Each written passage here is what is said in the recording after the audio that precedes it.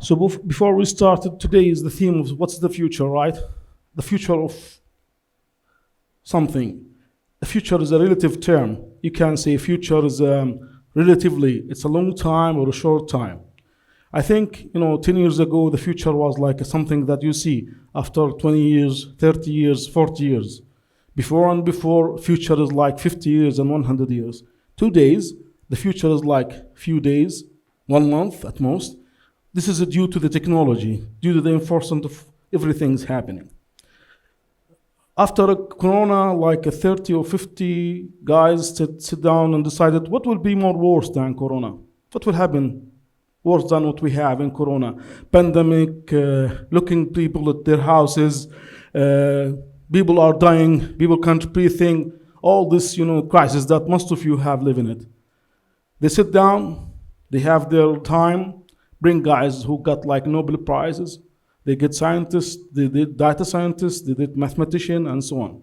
And they stayed for a couple of weeks, and they was like thinking, what would be more worse than COVID? Let's prepare ourselves for this, bad thing, so we might get better than what we did in Corona. So I will ask you, what was worse than COVID-19? Who knows? Wild guess? لا COVID-20 لا. Hiroshima? Okay. Any answers? Here. Nuclear war? Yeah, good. No. I will tell you their answer. Economy fall down. It will happen soon. Yeah, no. Yeah. Unknown future. Yeah, it's almost the future is unknown. But, yeah, no. World wars? No. Machine intelligence? No. AI? No. I will tell you a nice story about the AI. No. Anybody else? Try, wild guess. Hazem, do you have something to say? Open of mass destruction. I don't know. Yeah. Natural disaster, no. Lack of resources, no. I will finish my 15 minutes, asking the question. Then it will be, yeah. Earthquake, it happens, but no. وين هناك بالشايف في حد رافع ايد؟ Yes. Yeah. Spanish flu؟ لا no. كلهم 100,000 اللي ماتوا في الاسبانيش مش كثير. Yeah, we like, في earthquake تبع تركيا we got them. Yeah. Yeah? The end of the world. No. Yeah, I want to remind you one thing. These guys are scientists, they sit down, they do some calculation, and they decided what's actually the worst thing would happen. جاهزين for the worst thing to happen? جاهز? Okay. This would happen. Yeah?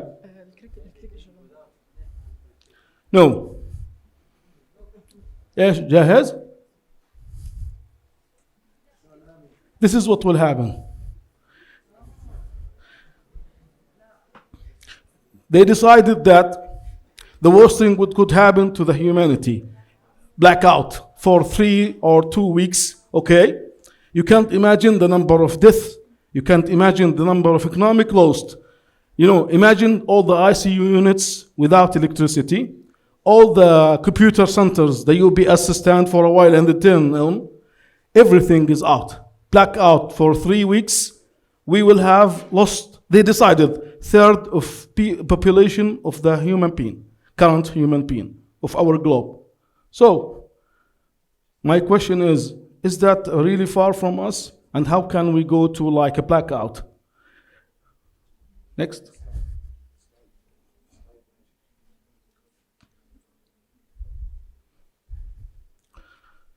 Blackout. Electricity. No electricity. Okay, everything is blackout. It's not only at night, it's a day. Everything is now controlled by computer. Everything is controlled by electricity. There is no electricity. You can't imagine the number of casualties. You can't imagine. Everything is locked down. No air transportation, no internet, nothing without electricity. Imagine Taiwan, the world manufacturer of IC in the whole world, is blacked out. Actually, this is a blackout in Taiwan. It happens already. Another one, what caused deadly power outage also in Texas happened. Texas A&M, the center of innovation in the state. Also, it happens in Ontario and in Pakistan. Everywhere is a blackout.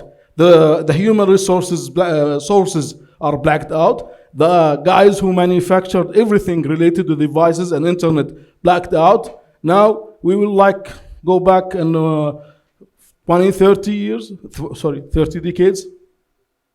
We are living in a place that it's not really actually, we will not be able to live there.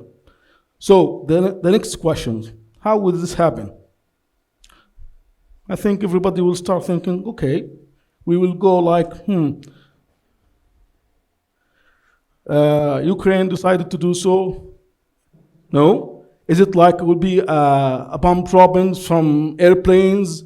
Is it going to be happening using good tactics?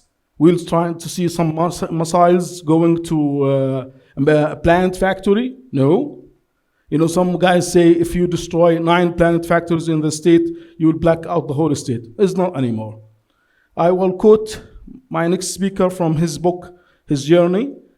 Once he got attacked by a huge cybersecurity to his lovely company, and then he was like, how come, he discovered that the CIA and their team are looking to his company, want to see what's going on in transaction and Swift codes. He was told, no more clicking on a rifle. Today it's a clicking on a keyboard. So it's not going to be happening using a rifle, neither a weapon or a missile. It's going to be used a computer science or a cybersecurity expert who will do so. I will give you an example and reality example. It's not this is the future. No, I will tell you a bit of history, then we will see the future. Next. This is a cyber attack northeast of the state. Blackout left 50 million people without a power for 4 days. United States, this is a huge gigantic IT devices, manufacturing, almost all the innovation of the whole world coming out of the state. But yet, 4 days caused economic loss between $4 billion and to $10 billion. Cost of actually overall cost and damage for the economic is about $40 billion, and small rise in death rate as health system fails. The question is, when this happened?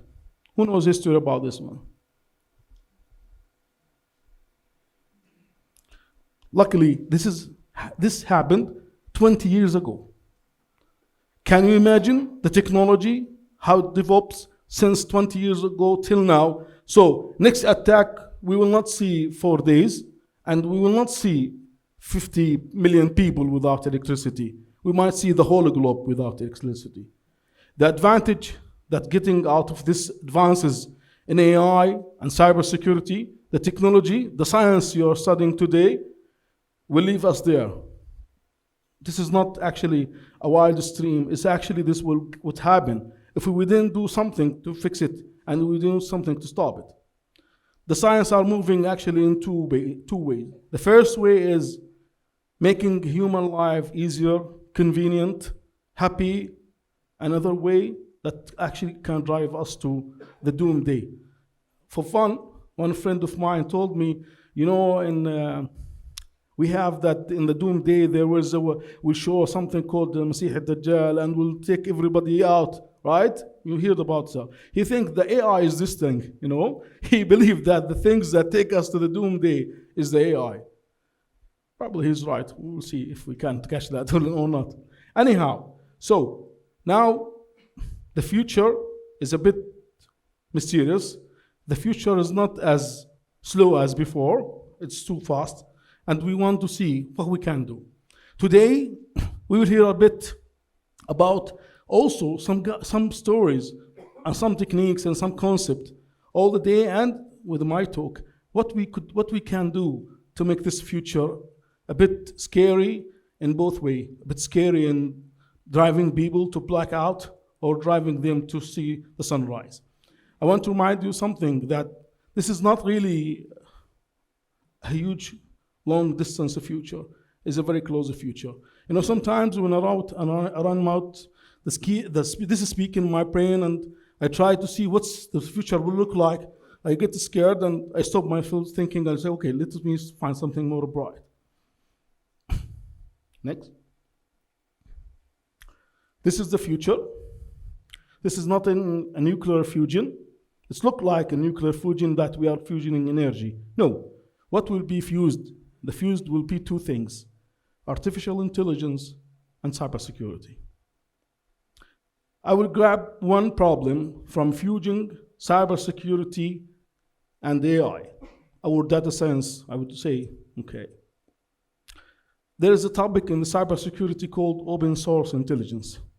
This topic is actually rely on gathering all the data from public sources, for instance, from internet, from social media, from RSS briefs, from a newspaper, everything in online, even from breaches in the dark web. All these are available, open resources for us to research it.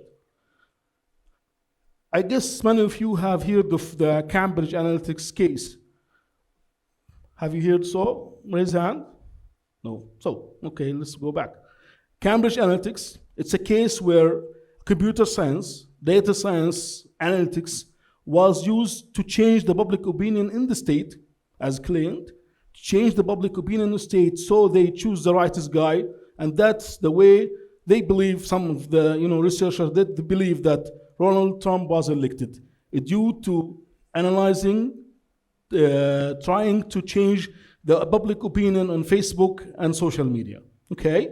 So, OSINT take the data, try to harvest as many data as you can, try to fuse these data using AI, natural language processing, and all these techniques that we can use together, and then come up and try to design your opinion.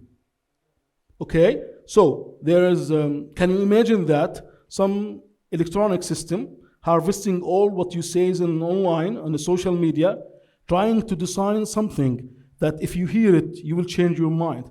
They will let you to do something that you can't believe you can do it. Imagine yourself, you are talking to somebody that you believe it's somebody. It's on the internet. His name is Fadi or Saeed or something, but actually he's not. It's a computer script, but not as the scripts in the previous days. It's an AI bot. It actually gathered all the data around you. It profiles you. It feels you. It knows what it actually makes you change your mind. And also it knows your connections, it knows what you like, your dislikes, and now it changes your mind. Step by step, you will be, oh my God, I think this what he says is right. Actually, this is a bot, this is an AI opinion that led by somebody. I wanted you, for instance, to elect a guy that I love. I want you to change what you believe about this system. I want you to change what you think about this Microsoft product, and so on. It started from making people try to change their habits, what they think of, into a political opinion, into choosing somebody's, and you hear about all the scandals, how we can change the political opinions using also social analytics and social media input and output. Very, very strange word. What it takes taking some scripts from online, okay, gathering all the data you can, and this is called scrapping, and you can find a lot, thousands and thousands of scripts using Python to scrap all the social media. It takes you to learn some NLP techniques, natural language processing, depends on the country you are in. These are NLPs actually around all over the world. You can find them everywhere. No need to study NLP from scratch. You just use this library from Python, this library from ChatGPT. Oh, even you can use an API called ChatGPT, and you can guys ask him some questions about what's happening, what kind of people I'm dealing with, and so on and so on. Collect these data, transform it to a knowledge, and reply back to this guy.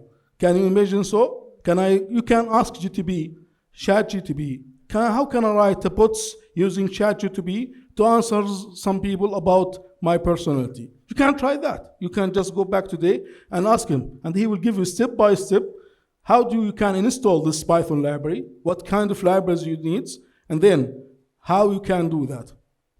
Find this way. Again, social media changing people's lives. People would rather trust social media rather than trusting father and mother. Can you imagine this special tools to a math destruction? Now, this is actually one bit of what can be used from utilizing of using social media or cybersecurity tools into an AI and data science. I would like you to think of this. I would like you to think, how can we prohibiting this? How can we take this to the common good for the people? I would like to thank Cathy O'Neill, the first who coined this concept, weapon of mass destruction. In her book, Weapon of Mass Destruction, How Big Data Increases Inequality and Threatens Democracy. At that time, when she started this book to coin this idea, she thought that some people may use data structures, algorithm, math, so it can deceive the futures, it can deceive some economics, it can play around, so how can we make Jordan, for instance, lost some money, how we can do that for changing the democracy a bit. But she didn't believe that in these days we can harvest all this data, we can do all this real solutions and big data, and we can change human beings, unfortunately, for the worse. Thank you for listening today, and I need to think what we said, and see you in the future.